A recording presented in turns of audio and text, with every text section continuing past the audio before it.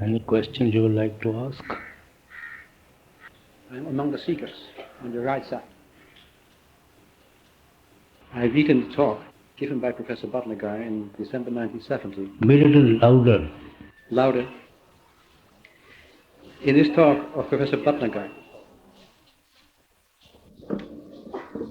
Is this better? Can you hear me? Can you hear me? In this talk of Professor Bhatnagar, he says it is very difficult for seekers to understand that a person who is sitting, who is God himself, God himself, the Word made flesh. And even those of us, Professor Bhatnagar says, who have been on the path for many years, sometimes find the idea hard to swallow. And then he quotes the Great Master. The Great Master says, this fact shouldn't keep you away from Sanmat. It doesn't matter if your mind can't accept the Master as the Lord. And there I fail to understand.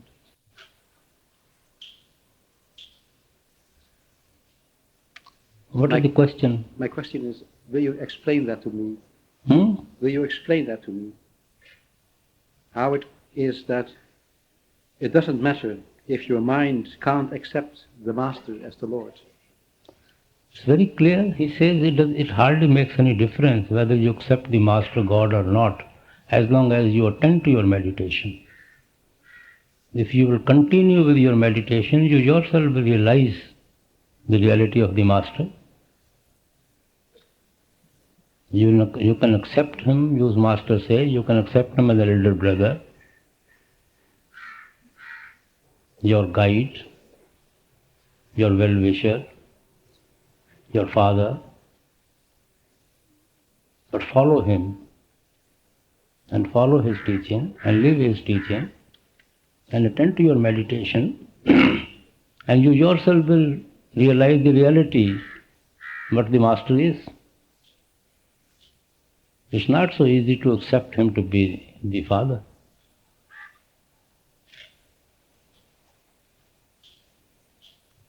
Christ said, I and Father are one. The concept that Master and Father are one, they are waves of the same ocean.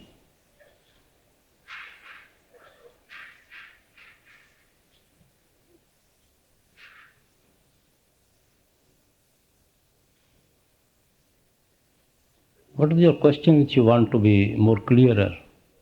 No, you have answered. Can you permit me a second question?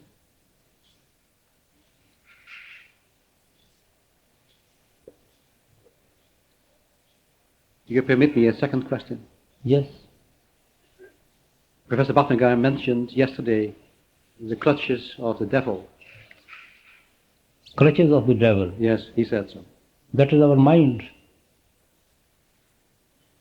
You can call it higher mind, lower mind, but mind is mind. You can call it call, negative power. That's also mind. Mind is the agent of call, that's what we say. It's our mind, which is the devil. And our soul is in the clutches of the mind. Our soul has taken the association of the mind. The mind is slave of senses. So soul is helpless and remains separated from the Father.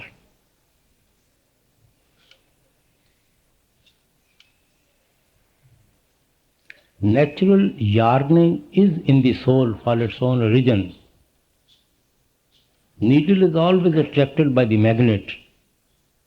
But if there is a lot of weight on the needle, needle becomes helpless. Attraction is there for the magnet, but weight is too much on the needle. You lift the weight, needle will automatically go to the magnet. So similarly, natural yearning, natural inclination of every soul is towards the Father. Because it's the drop of the divine ocean. That is why we say potentially every soul is God. Every drop is the ocean. But this ocean drop is to develop to become an ocean. It has got to leave the dirt. It has got to go and merge back into the cloud. Got to become the rain and again come back to the level of sea to become the sea. It has to pass through so many phases still. But it has the potency to become the sea.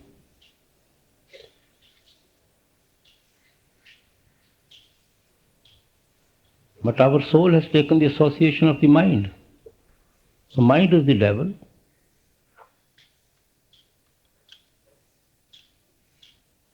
You can call it Kal is the devil, whatever name you may give it.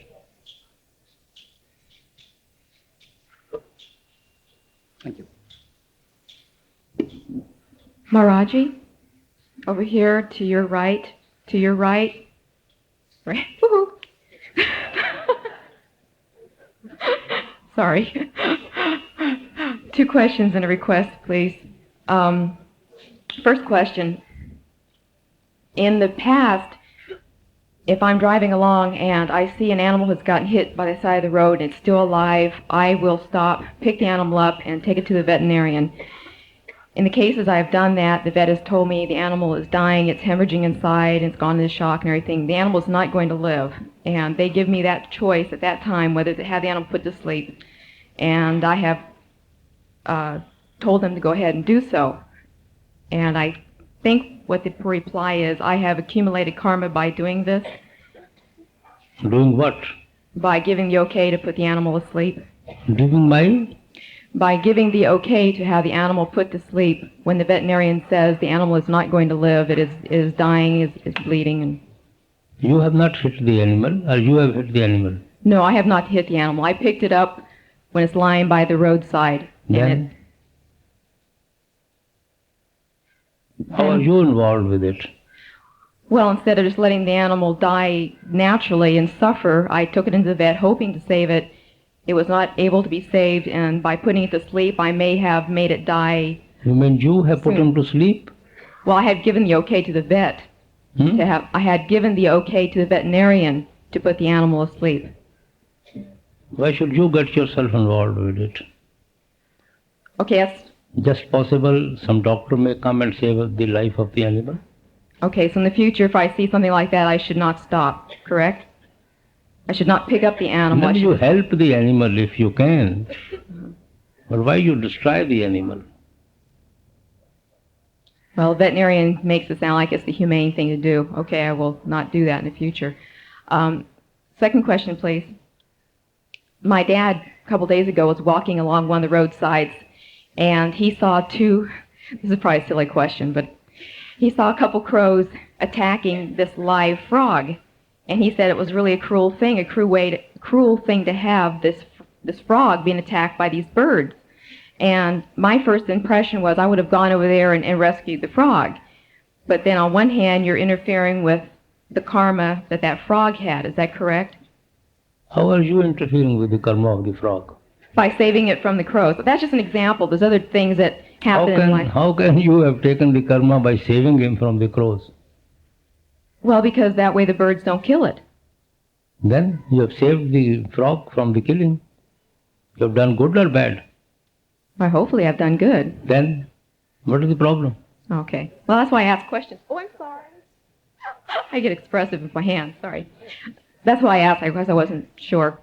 My last request is often when I speak to people and I'm trying to explain something that is bothering me, or I'm trying to just explain myself, often I say it in such a way that it comes off kind of in a hard way, and I don't mean it to sound that way, and I can hurt people's feelings. And often I feel very, very upset later that I've done so, and I'll go and I'll apologize. But I would like to get to the point where I can say things with a loving way and still get the message across. So I guess my plea is help me handle my expressions. Sister, it is good to apologize. There is no harm. Even if we are not in wrong, Even then there's no harm in apologizing to anybody. If it satisfies the ego of the other person, there's no harm in apologizing. You don't lose anything. You gain something. Okay, thank you, Radha. Yes. How about now?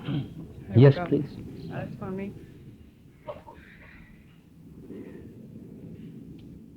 I Yes. have a terrible problem in that I am a very willful daughter and very spoiled. Hmm? I have this problem that I'm very willful and very spoiled, and I will not meditate, and I have no remorse, I have no guilt, and I shun Master, and sometimes I'm very mean-hearted toward Master, and I feel like I'm a child who thinks she is better or bigger than she really is.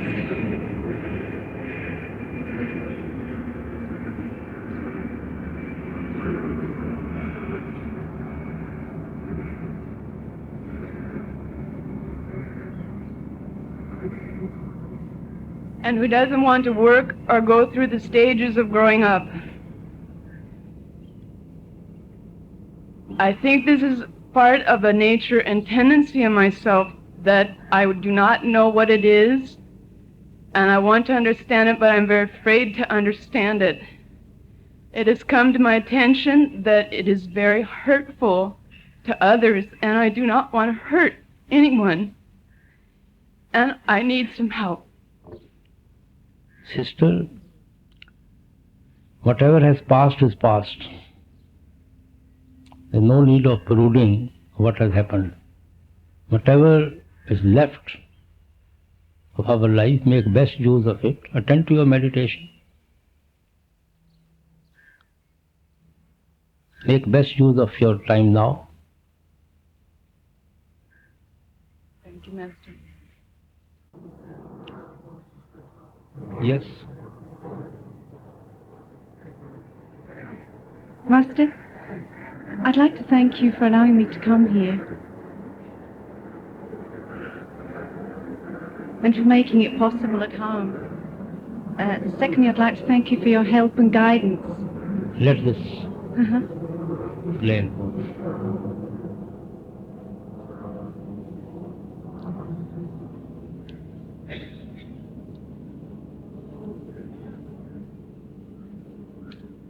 Yes.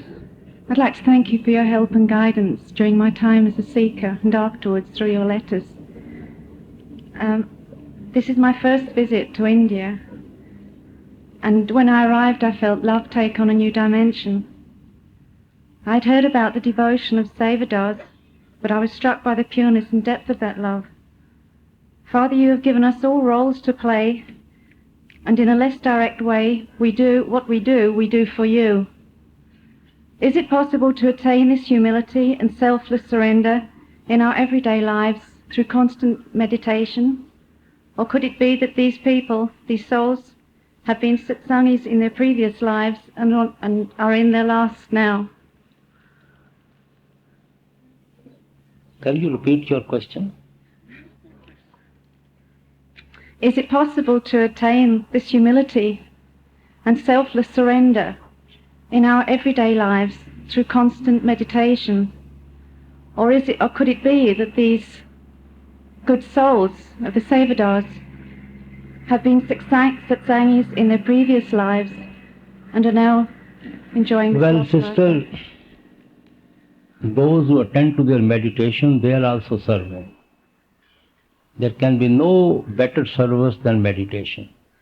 Whatever service, whatever opportunity anybody gets, he should try to make use of that service. Meditation itself is a service. So you attend to your meditation and don't worry. Thank you. Master, Yes. I want to thank you for my recent initiation here. Here, sir. I can't say what is here and what is there. Right here. Yes, yes, yes. I want to thank you for my recent initiation and the opportunity to come here and see you in person. I know that this will be a great help to me in my quest to find you inside. I have a question regarding the hearing of sounds. Yes, sister. Is it possible to hear the Shabbat at times other than during bhajan? Sister, the moment we concentrate, we hear the sound. Whether it is at the time of bhajan or even otherwise. Sound is always within every one of us at the eye center. The moment we are able to concentrate at that place, we will be in touch with the sound. Thank you. May I make one more comment? Please. I've read in the books that the desire for meditation and our ability to do our meditation with regularity and with devotion depends upon a pull from the Master. If this is so, I beg you to pull harder. Well, sister, when the Lord has sown that seed of love and devotion within us, He will see that it grows, and it grows and grows. We all depend upon His mercy, but we have to do our duty, then leave our result to Him. Thank you. Maharaji? Yes. Can you hear me? Okay. There's a problem that a number of us satsangis are having in meditation, myself included, and it's like this. The first 45 minutes of meditation seem okay, at least we're alert and we're not sleepy. And then right about 45 minutes, sleep becomes very overpowering. Is there any significance in this 45-minute time frame? No. There's no significance of our sleep at all. You see, the other day we discussed sleep is a problem which everybody has to solve. And everybody has this individual problem. Sometimes we overeat, sometimes we overexert, sometimes we don't give much time to sleep, sometimes we are weak due to certain weaknesses in the body, deficiency of food. So many other factors and causes are responsible for sleep. So everybody has to solve one's own problem of sleep. Nothing in first 45 minutes and then something after happens. It depends upon the individuals. Well, myself and these people that I've discussed with, we've all basically feel like we're covering those things. That is, we eat a light meal before we go to sleep and we eat early. We seem to be getting enough sleep. Our diet is balanced. And when we wake up, we drink coffee or tea and those things. I have a theory about this. I'm thinking possibly the 45 minutes during that time we become somewhat concentrated. And once the concentration develops, then it falls to the throat and we sleep. It can happen, and it does happen. The best way is when we feel very sleepy, we can leave the meditation for a couple of minutes, for some time, and we can wash our face and become little active and again sit in meditation. I see. I have a less serious question, if I may. Yes, please. Some years ago, I got rid of the television set that I had. There didn't seem to be anything worthwhile watching, and yet I found myself watching it anyway. Then last year, we heard you say here in Bombay that you watch TV. Yes. What's wrong with it? No, nothing. It just got me to thinking possibly. You got the news of the whole world in few seconds and few minutes. There are sometimes very good discussions on TV. What's wrong with it? Nothing. I was just wondering possibly there was something I was missing, and so I became curious as to what the Master watched. Oh, you on can TV. watch it, don't worry. Thank you, Master. Thanks. Master? Master? Yes. I have a wife who's not a satsangi, and she wasn't exactly enthusiastic about me coming over here. She thought I was going to die on the plane and had to get more life insurance, and I wanted to know if, even though she's not supportive of the path, if she's looked after as other spouses are and family members who are left at home. And if you have any words that would make it easier next time, I sure would appreciate it. I mean, she will have no problem when you will go safe and sound back home. No, no. Then what is the problem? She's only concerned with your safety. Right. But when you will go back safe and sound, then what is the problem left? Well, her rationale, she feels it's just too far to come, and I told her, well, there's no chance of you coming over, so that's Where? the only choice. Where do you want me to go? That question's already been asked, but I just wanted to know if someone's at home and it's not supportive of the path, are they going to be looked after as well as those that are at home? See, that shows our attachment to the people. If we are so much attached to them in this way, how can we make progress within? We've got to detach ourselves from our owns before we can make any progress within. Everybody has individual relationship with the Father. We should not feel concerned about the others at all. They have their own pralabdha, own destiny, which they have to go through. We have our own destiny, which we have to go through. We have been brought together for the adjustment of certain karmic accounts. Our relationship is only to that extent, nothing more, nothing less. You have forgotten your past relations. You will forget this relationship also. There's nothing to feel attached about. So when she protests, just ignore that and... No, you do your duty as a husband, what you're supposed to do. Nothing to ignore her. I don't mean to say that you ignore her. You have certain obligations, certain duties, which you have taken on your shoulder for that partner. You must discharge them fully to her satisfaction. And also attend to your meditation. This is your personal matter.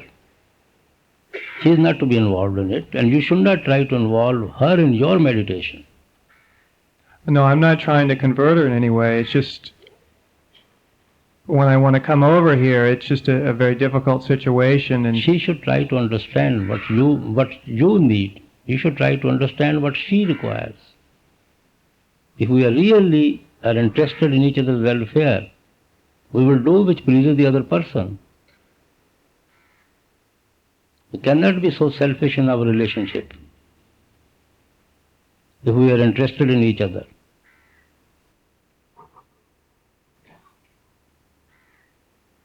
Thank you, Maharaji. Yes? Yes. Master, I would like, if you would clarify a philosophical point. There seems to be a liberal and a conservative view of Sant Mat and living the life of Sant Mat. When you do something that you feel ashamed of before the Master or that you regret, some singers will say, oh, don't worry about that. That was your karma. You couldn't have avoided that even if you tried. And so don't worry about it. And then some others will say, oh, you should be sorry that you shouldn't have done that. And so what is right? Brother, we should worry if anything is in our hand. If nothing is in our hand, is it only worry which is in our hand? Then why should we worry? Worry doesn't solve any problem at all. We should accept the facts of life as they come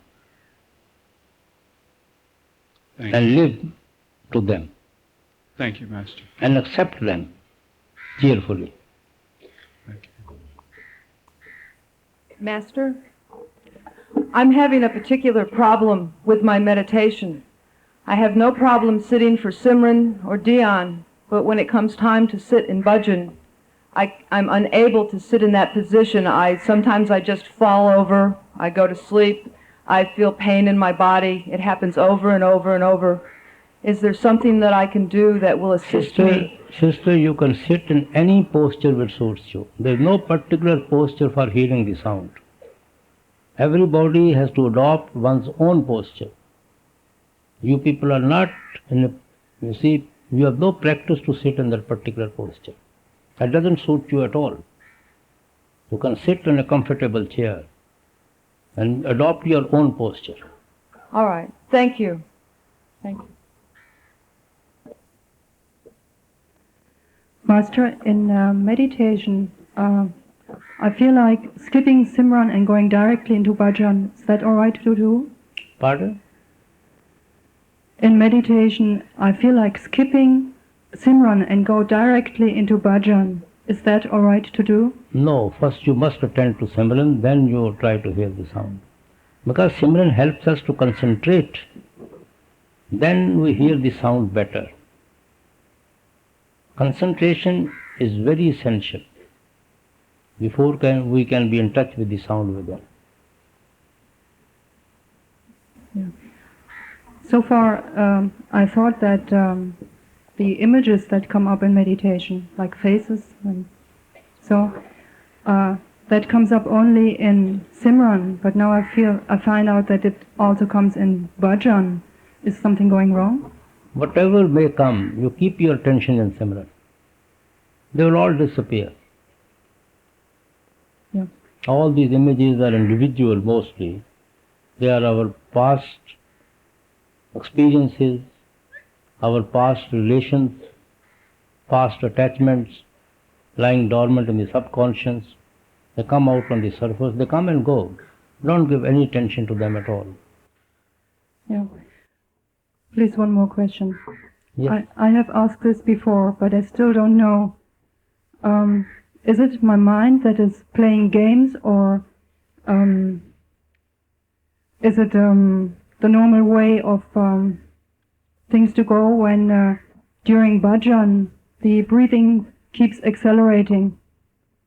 What keeps accelerating? The breathing. Greeting? Breathing. Breathing? Yes. Sister, we should never mix breathing with Simran.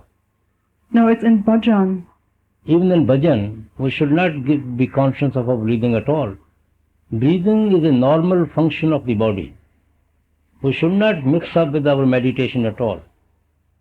Those people who have been doing breathing exercises or have some past association with the breathing or pranayama, they do sometimes get involved with this breathing. But it is the wrong practice. We should get rid of this habit. Yeah, I don't know how to get rid of that habit because it just comes up and it disturbs me. You should consciously get rid of it. Mm-hmm. You should be very conscious about it, that I am not going to bother about breathing. All right. Thank you. Radha-Swami Master. Master, when you see the form of the radiant form within, is that self-realization? What is that? When you see the form of the radiant form within, is that self-realization? No. You see, much before you go beyond the realm of mind and Maya, the radiant form of the Master.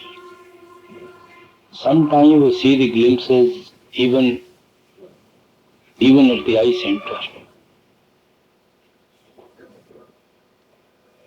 We can see anywhere the radiant form of the Master. Glimpses here and there. Self-realization only we achieve when we go beyond the realm of mind and Maya. When no covering is left on the soul. When it leaves the association of the mind. That is in third stage. Daswandwar.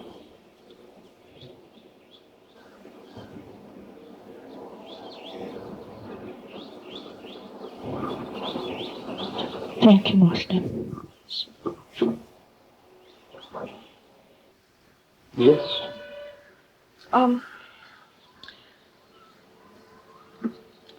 Master, I have two areas on which I'd like some clarification. These are partly for myself. and partly because I don't know how to explain when my husband asks. The first is, how can a living master establish a connection with the disciple who has never seen him and is not advanced enough to see anything inside? How does the relationship with the master benefit the disciple when the master is so far away that it is very difficult to visit or communicate with him? Sister, when we are expecting our past masters to help us, about whom we have only heard, they don't even exist in the flesh. What is the problem about anybody living in the flesh in this world to help us? But if we can't meet that person and we ourselves are confined to the physical, then how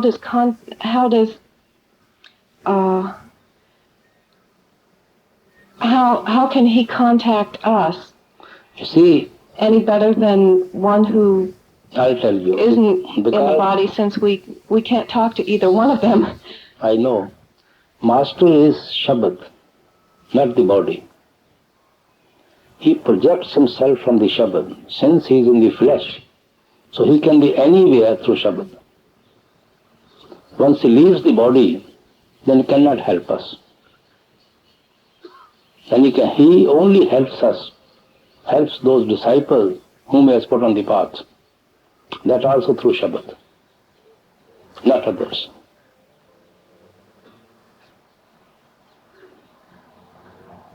As long as he is in the flesh, he can be anywhere.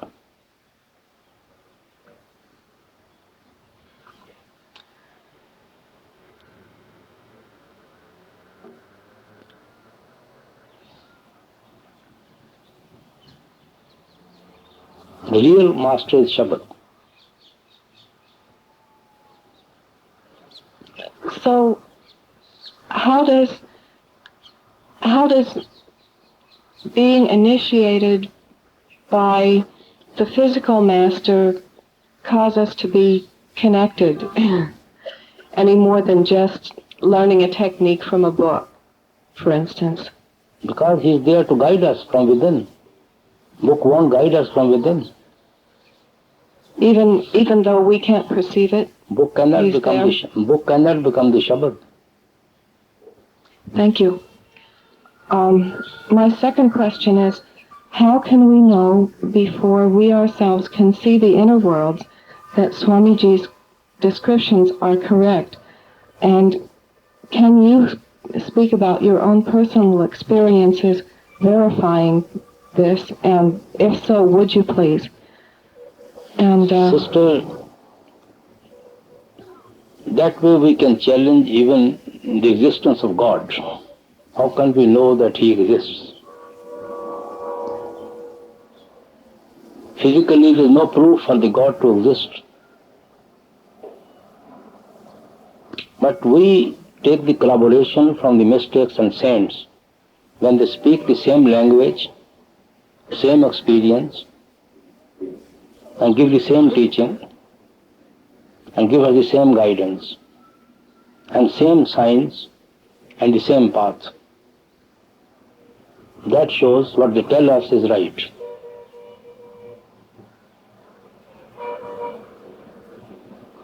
That is why when we discuss the meetings, we hold these satsangs, we have to quote so many quotations from different saints to emphasize on that point. Whatever this mystics tells us on a certain point, he emphasizes that truth on a certain point. We try to quote so many other quotations collaborated by other mystics, other saints, just to tell the truth of whatever is being taught to us by that mystic. And they have existed in different countries, they have taught in different languages, they have come in different times, they have no means to meet each other, and yet they speak the same language. Yet they share with us the same experiences. Yet they have same truth to tell us. So naturally, we trust them, what they say.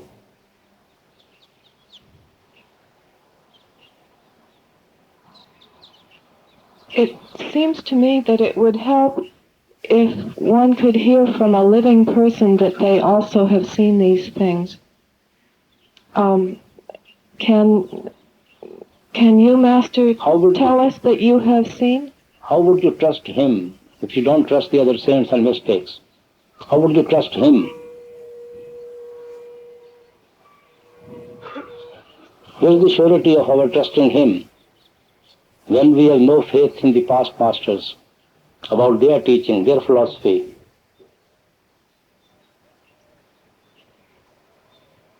How to trust the living? We trust the living by the teaching of the past masters.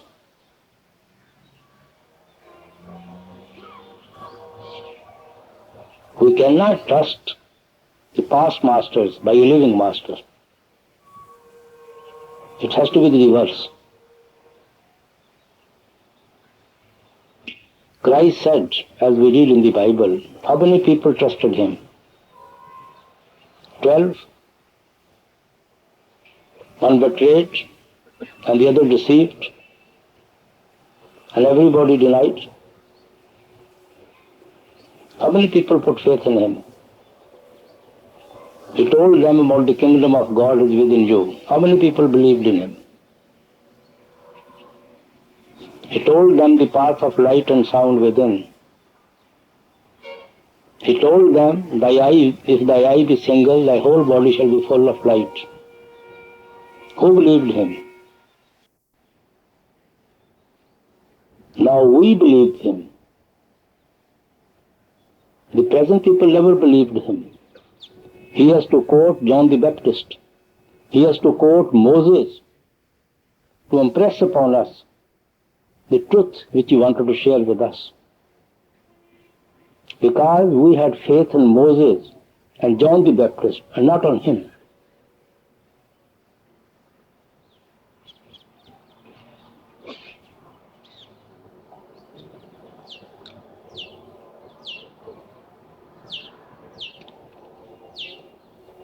So are you saying that the only way that we can be sure is by what we ourselves have experienced by following the Master's directions? I'll tell you. If you want to drive from here, Delhi to Bias, you will study a road map. You will have so many collaborations that does this road really lead to Bias? When you have satisfied your intellect by studying the map, by having so many corroboration from the people who have been there, then when you drive, you see certain signs which have been told to you in the way. That gives you conviction that you are on the right road. Real conviction starts coming when you start seeing the sign on the way which has been told to you, corroborated to you by so many other people, even by the map. Then you go on driving. You don't look right and left, because that conviction has given you faith, and faith is forcing you to drive. So the teaching gives, satisfaction of the teaching gives us conviction. Conviction will create a faith, and faith will lead you to practice. Then only you have experiences. And that is the real thing which we want to relish within. Now nobody can shake us.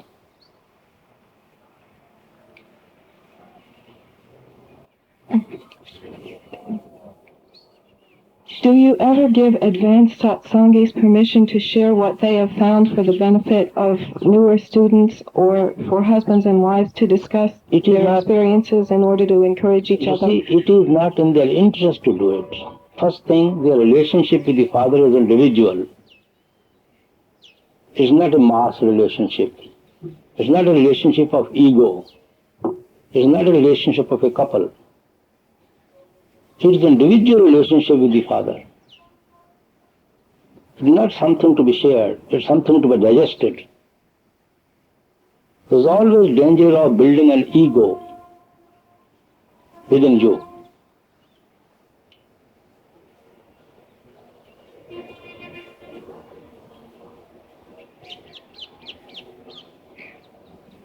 And that is not in their interest to do it. Some people do share, at least do tell others.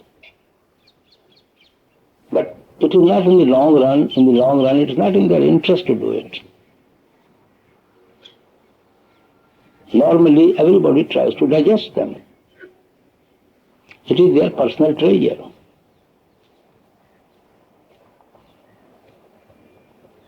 You get something precious in this world, a diamond.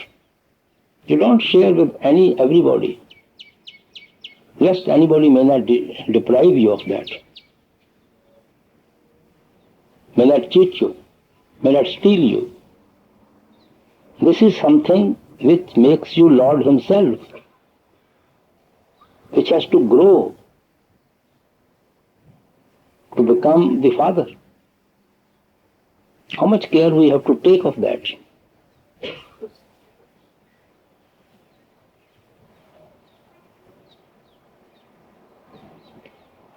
And even if they tell us, how are we going to believe them, whether they're telling right or wrong? Everybody won't put any faith in them. If we don't put in faith in the mystics who tell us what they see, what they experience, how we are going to believe the elder satsangis or our wife or husband?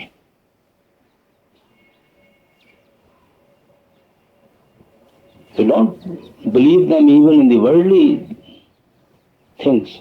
How are we going to believe in the spiritual matters?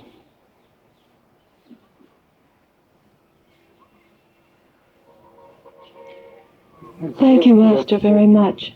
Thank you. If anything else, you discuss it with prayer. I think that's all for the moment, sir. Thank you. Radhaswami, Yes, Master. please. Yes. Master, I'm not good in English. I will do the best I can. I need your help because I have some confusion since many months about the work I'm doing. The work I do is psychotherapy. So I have two questions for you, please. Master, does Simran help me enough to protect myself from my clients' karmas? I don't know what is that profession, sister. What is Psychotherapy, it's work with the people, with the mind, with the emotion, and with the body. Then do they get any advantage, or only you pocket the money? What did you say? I don't understand. Is it only to your advantage, or also it is to their advantage also? I'm not sure about that. It's because I'm asking the question. I would like to be sure that it's okay for me to do this work. Of course it's okay for you, but what about them? That is what I'm asking. I don't understand. Do they get any benefit out of it? Yes, I earn my life with that. Yes, I earn my life with that. It's a work that... No, but do they get any benefit out of your giving sitting to them? Do they benefit anything? That helped me, in a sense, yes. They look happy. It helps you, I know, but does it help them also? Yes. But you know, Master, if I were sure, I don't ask you the question. I'm not very sure that because it's a responsibility, and I'm not sure I have to do that at this moment of my life. So I can change the work if it's not. No, no, sister. I don't want you to change the work. It is your profession. You can continue about it, but you use your science, if at all there is anything in this science, to help the other person. But don't involve yourself spiritually in the healing of another person. Yes, I understand, Master. Thank you very much. Radhaswami, Master. Yes. I have two questions. The first one, sometimes you feel that you're doing a mistake. And after a while, you realize that that mistake was maybe the best thing that could happen to you. Because it teaches you a lesson that brings you closer to the Master. Well, brother, there are so many weaknesses within us, and we try to justify them by putting the blame on the destiny. How do we know it was destiny or a new seed we have sown? We can never be sure whether it is a destiny or a new seed we sow. Yeah, but the lesson or the teaching that you get from that experience brings you closer to Master. How can a lesson brings you nearer to a Master? Nobody learn any lesson from the mistakes. We repeat the same mistakes again and again and again and again. That is mind. The more you try to withdraw your mind from the weaknesses, it runs through those weaknesses with vengeance. It never learns any lesson. If we had learned any lesson from our mistakes, we would not have been here today. Thank you. We are here because we never learned any lessons from our karmas, from our mistakes. We go on doing the same thing again and again, every birth, every time.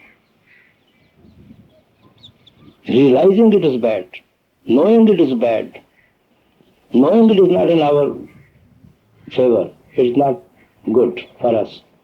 But we do the same thing, we are helpless before the mind. We're so strong.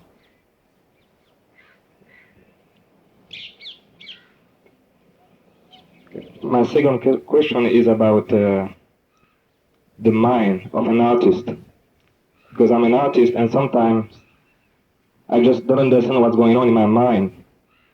And when I have an inspiration for a painting, for example, I don't understand it right away. And maybe 10 years later, I realize that I painted something that happened, like my interview with you. I painted it 15 years ago. And does the soul use the mind to give you those impressions? Well, this is an art. These are the inspiration of the mind. Soul has nothing to do with these things. This is all mind. Music, art, painting, they are all inspirations of the mind. Mind is projecting themselves in one form or another. Because soul is always inclined towards its own religion. It has no tendency towards this creation at all. Its whole tendency is upward, inward, not towards this creation. It's only towards the Creator.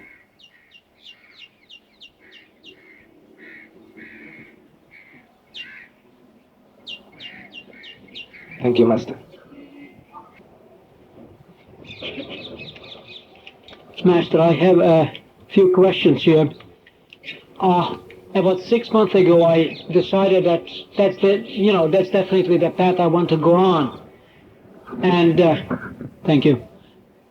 Then about 6 weeks ago, I don't know, something is happening to me, and I wake up at night, and I just cry, and it lasts for hours.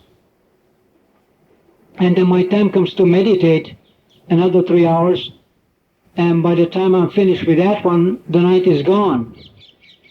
And during the day, like I'm lacking sleep, and I'm trying to find out what to do about it, how to control that. But what is the problem?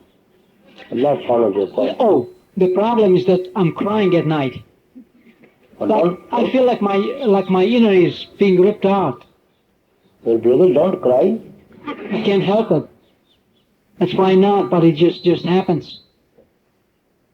It's just like I don't know, some... You see, our eyes are such. When we are overjoyed, we cry. When we are in depression, we cry. So sometimes we are very, very happy, and out of happiness, tears come in our eyes. Sometimes separation brings tears in our eyes. Sometimes misery brings tears in our eyes. So it depends what brings tears in your eyes. Some tears are to be treasured. I think it's more joy. Then treasure them. No problem. Thank you. Second,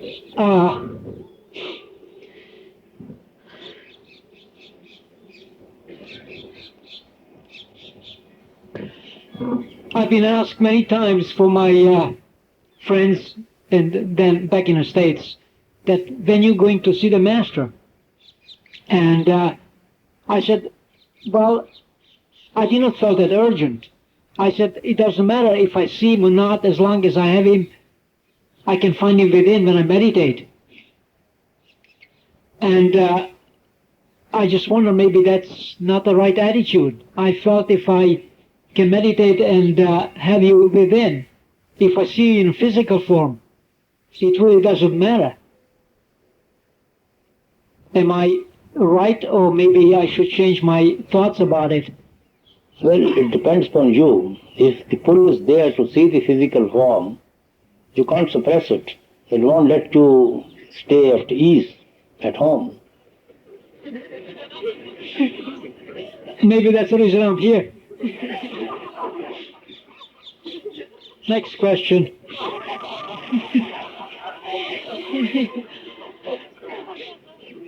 I have a girlfriend, and she's much younger than me. And I told her that I'm not interested in a physical union. And I know she cries a lot about it, but I said that I love her, but I want to devote my life to the path. And I read in the books that those people who enter the spiritual path were abstaining from it for a physical union, so they can enter the spiritual union. And I feel that draw from within. I have no desire for that physical. How? It is for you to decide. I already did decide it, but I feel the other party is hurting. What? Main thing is that you should not hurt yourself first. Okay. Not at cost of your own self. As your own object of life, you have tried to accommodate somebody. Oh, I see. I told you that, I said, if I'm on a path, the master comes first, you have to take second place. And I would expect you to take the master first, because I want to be in a second place, because unless we both have master first, there's no future in our future. You see,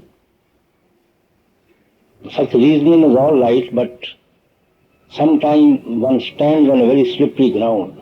You never know when you slip.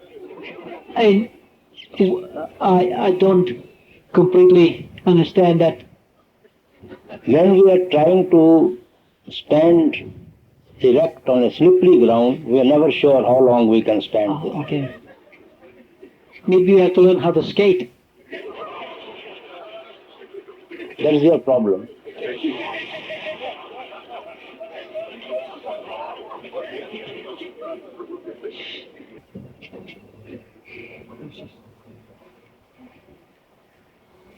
Radhaswami, Master. Yes.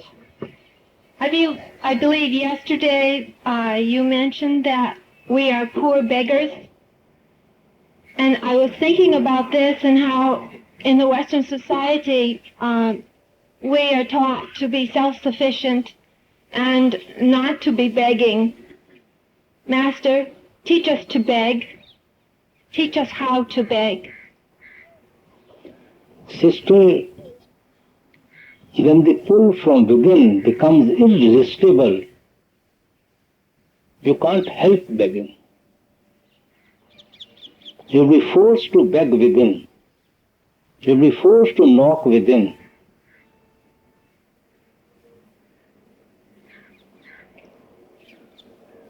Thank you. Radhaswami. Hello, sir. I'm a seeker, and my whole life changed about a month ago. I don't know why. And I find myself here, and I feel very comfortable, and I've really enjoyed every minute of it. But I was reading in the book last night, question and answers, about concerning the blind not being able to be initiated. And I've always had an idea in my head that people who really desire to meet God or to go home, that desire will be fulfilled. Now, what if a person is blind? What happens with that desire, that longing? His grace will be there someday, sometime. And could you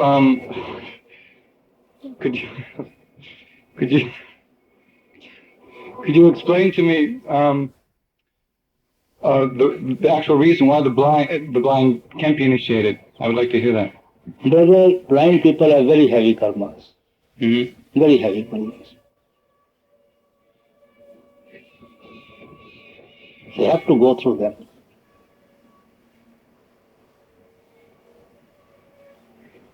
Especially the born blind.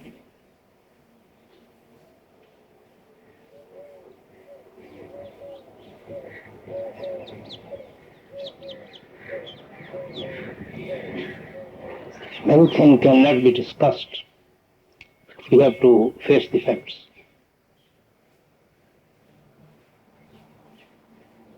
Thank you.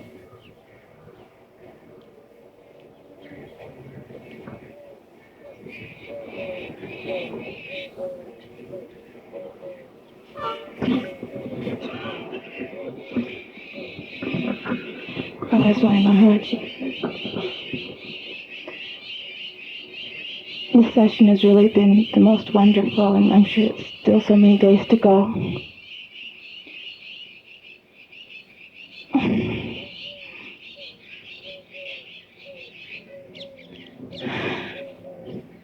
You always tell us that the path is a very slow path.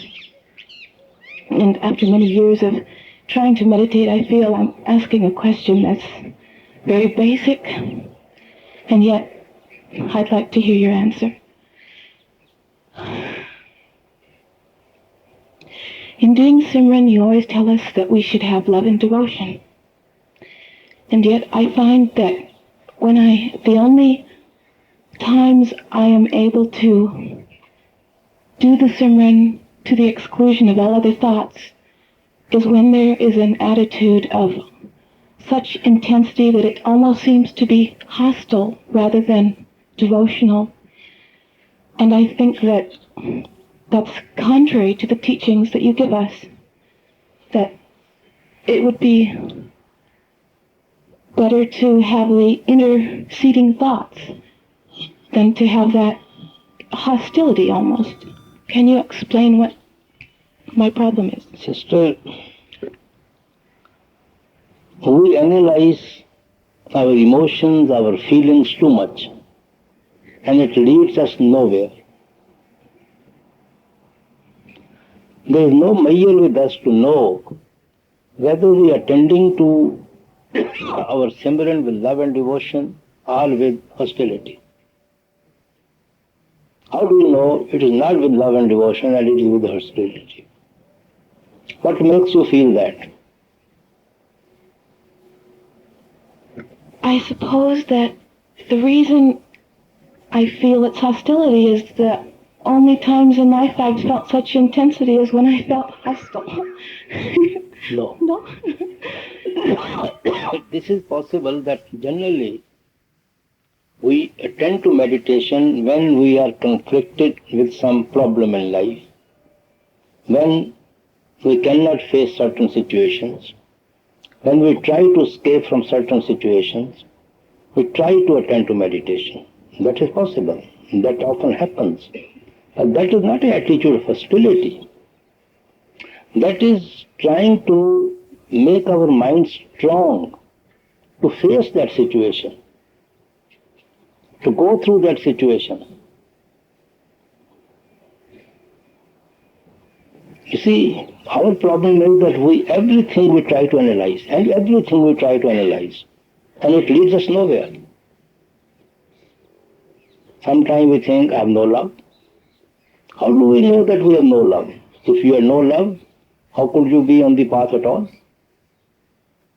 How would you even think about the Lord? How would you ever think of going to any mistake or a mischance? You see, every day, every minute we try to analyze ourselves. How much love I have, how much love I don't have, today I have, today I don't have. This whole day thinking, you see, leads us nowhere. Love is, the seed of love is there within every one of us. We have to give it a chance to grow. And with the help of meditation, it grows and grows and grows to become one with Him. And there is no measure by which we have to measure that love. The more we love somebody, the more we feel emptiness, deficiency of that love. Because we want more and more of it. And we think that we don't love at all. Actually, we so much love that we are not satisfied with that much. We want more and more. That doesn't mean that we don't love Him. Rather than analyzing these situations, unnecessarily harboring on these points, we should attend to a meditation.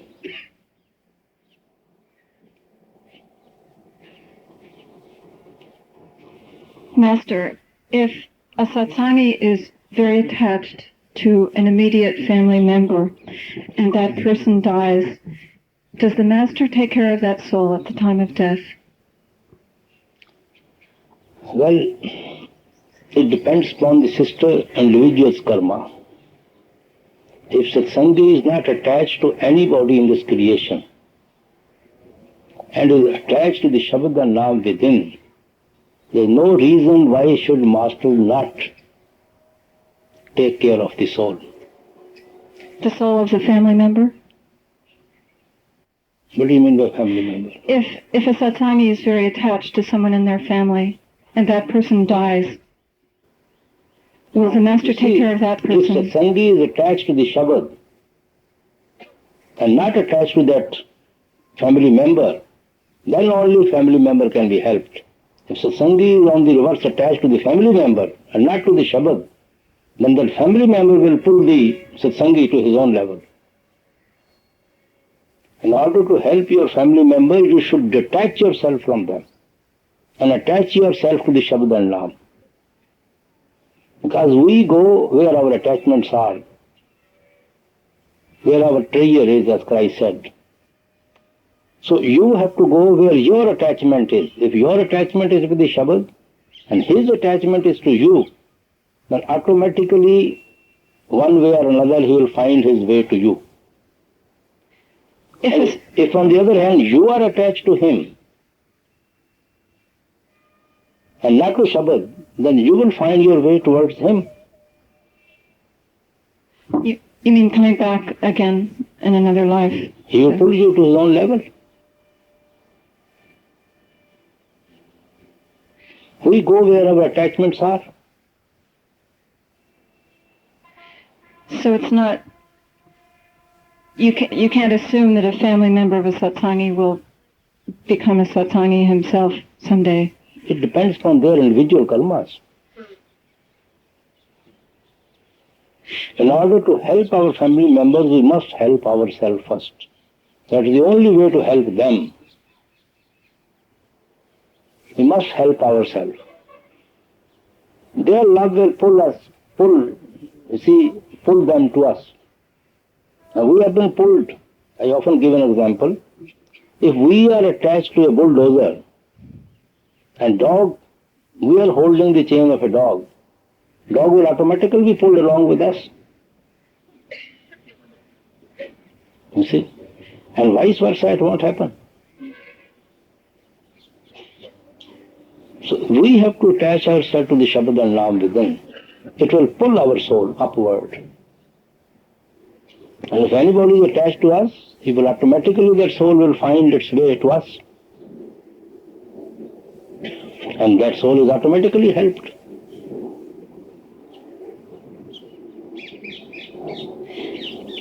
Is it actually harmful for a person who is dying to have someone who is very attached to that person? Does it actually bring them down?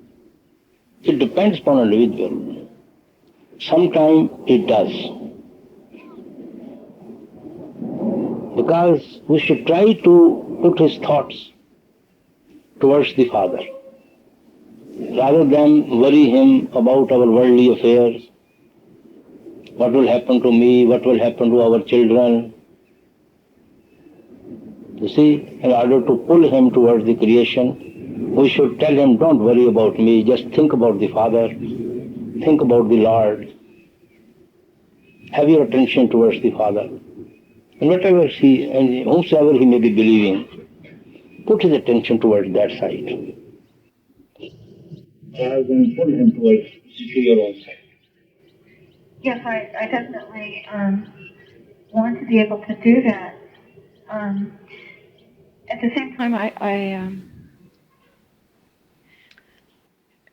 I realize that my spiritual level is not very high, and this person is dying, and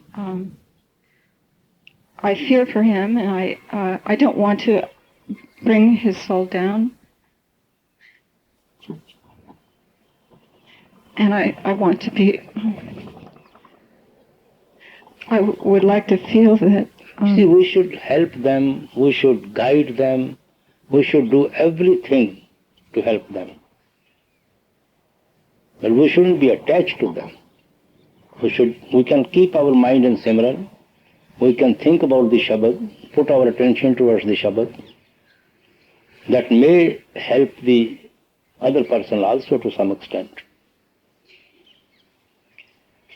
Thank you.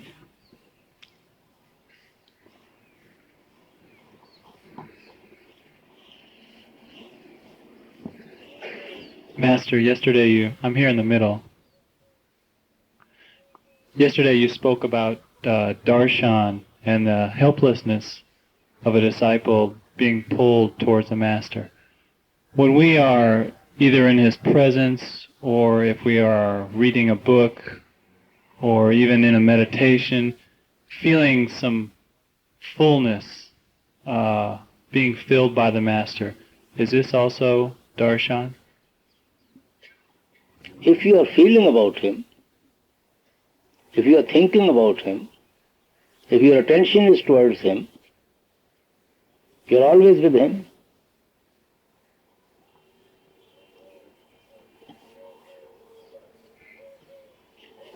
Thank you.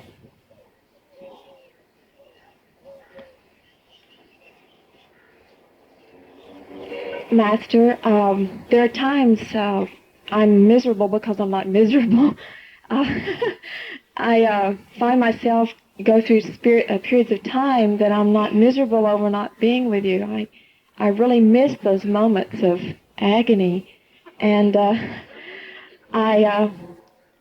I'll be working or something, and I'll find myself in my day-to-day work, and Master has slipped my mind, and it really hurts inside. And I want to ask you, is there times that we have to not be miserable? I don't like that. Sister, there's a certain joy even in that misery. I really sometimes miss you so much, and the separation, whether it's physical or inside, it burns so hard. And not knowing whether you love me, it's like, I feel so like if I may use the term, a bastard child, like I yearn so much just for Master's glimpse. I mean, just a flick of his eyes, or... Sister, who gives us that love? Master, yeah, God. Then, how can we say that we are different otherwise? We really can, I guess. Will you promise me more misery? unless he creates spark of his love within us, it doesn't grow. Yeah, I've been really concerned about that because I've fallen back so often on the path that, I get carried away with things of the world and faces of the world, and, I'm to a point that any little thing, I don't want it to pull me away. Again, when I walk away from here, I don't, just a second without, Master's grace, Master's love, Him in my face, my head, it's just too much to, even a phone call that aggravates me. Sister, child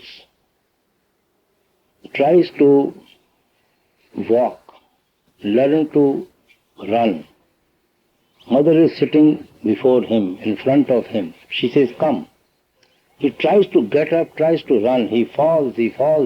But his main object is to go to the mother.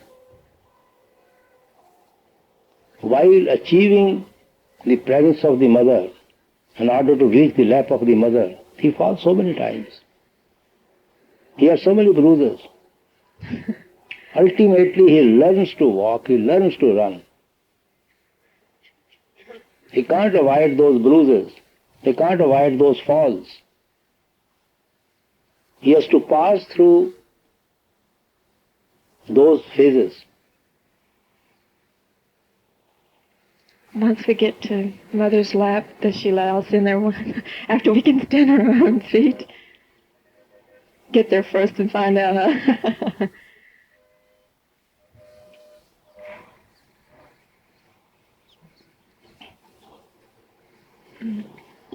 Thank you, Master.